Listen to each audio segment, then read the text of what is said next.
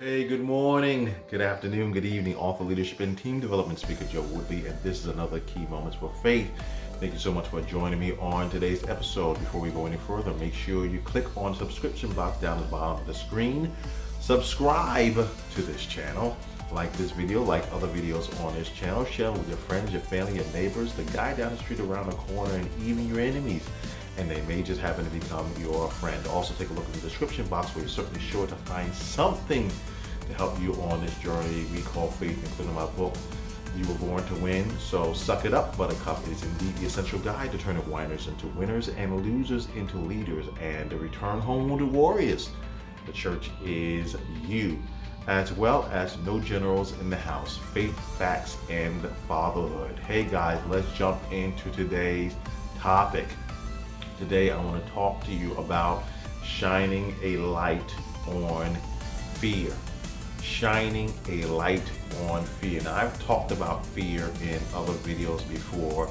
Let's face it, folks, fear has become pervasive in the land. It is running wild all over the place. You know, those of you who are from my generation remember when Hulk Hogan was the top wrestler at the time, say Hulkamania is running wild. Well, fear is running wild all over the land. People are afraid to engage with one another. They're afraid to walk out their front doors. They're afraid to say hello. They're afraid to greet each other as they're passing by each other in the stores.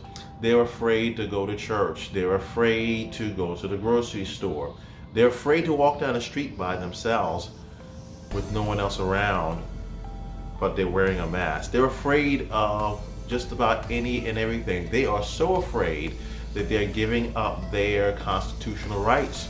They're so afraid that they're sacrificing their lives. They're sacrificing their dreams. They're sacrificing their goals. They're sacrificing their desires because they are so afraid, because fear has crippled them and it has prevented them, or they've allowed it to prevent them from progressing in life, from achieving the things that God has called them to achieve, from being who God has called them to be. And this is a very serious issue that is getting worse and worse and worse. We see, again, our civil liberties that are being stripped away because people are willing to trade away their freedom for just the sense of safety. It may not be any safer than what they were before, but if it makes me feel safe, they're willing to trade it all away.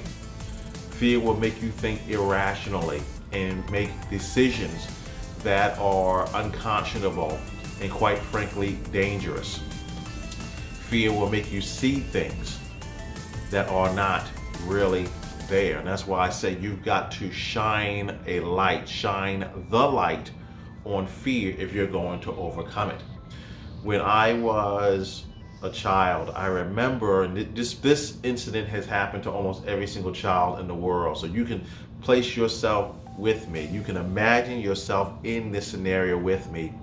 I was a small child. I remember laying on my bed one night, and I turned the lights off, and it was late at night, and I had the blanket over me, and I started dozing off, and my closet door was open. My closet door is open. And so I opened up my eyes and I looked, and I saw some eyeballs staring from inside of my closet back toward me. And I pulled the blanket over my head. And I remember taking the blanket and peeking out, and the eyeballs were still looking at me. And oh man, I was terrified. I was so afraid. I did not know what to do. I started to cry, and I don't mean loud, I mean a little cry, because I didn't want what was looking at me in the closet to come out and get me. And my mind is playing tricks on me, and I'm thinking that there's a monster in the closet, and there's creatures in the closet that are just staring at me, waiting for their opportunity. So I buried myself back under the blanket. And I remember my mom was working late that night, and my aunt, my late aunt, was living with us at the time. And I was calling out to her, and I was like, Brenda, Brenda. She's like, what do you want, boy? That's like, Brenda. Oh my gosh, it was terrible. It was absolutely terrible. And tears are coming all down my face. And I'm like, I just did not want to get out of bed. And I remember climbing out of bed and going over to Brenda's room. I was like, Brenda, she's like, go to bed, boy. Oh, it was something else. When you're that age, it doesn't seem funny, but in hindsight, it was terrifying. I was so afraid. I was seeing things. Oh my God, I was afraid to go back into my room. So I go back into my room. As I said, many of you can identify with the story. You've been there. You know what I'm talking about. I go back in my room and I turn on the lights. And you know what I realized? Ain't nothing in my closet. Nothing's in my closet but my clothes. And it was the way the light was creeping through the window and reflecting off of some of the clothes that I had in the closet. Made it look like, I don't think it even really looked like eyeballs. I was just imagining all of this. Why? Because the fear had consumed me so much. I started seeing things that weren't there. I started acting in ways that were irrational. I began to imagine stuff was going to happen to me, even though it wasn't going to happen, because fear is that powerful. I was terrified. And unfortunately, many people in our society are in that position today. As adults, with everything that's going on in the world around them, they see danger in every corner. They see somebody's out to get them in every corner. Maybe it's a person, maybe it's a place, maybe it's a virus, maybe it's something that's out to get them, and they're terrified, and so they bury their head in the sand. They don't want to see, they don't want to know the truth, because I'm afraid if I peek my head out, it's going to get me. If I look and see what's going on, it's going to get me. If I confront it, or I think about confronting it, it's going to come and get me.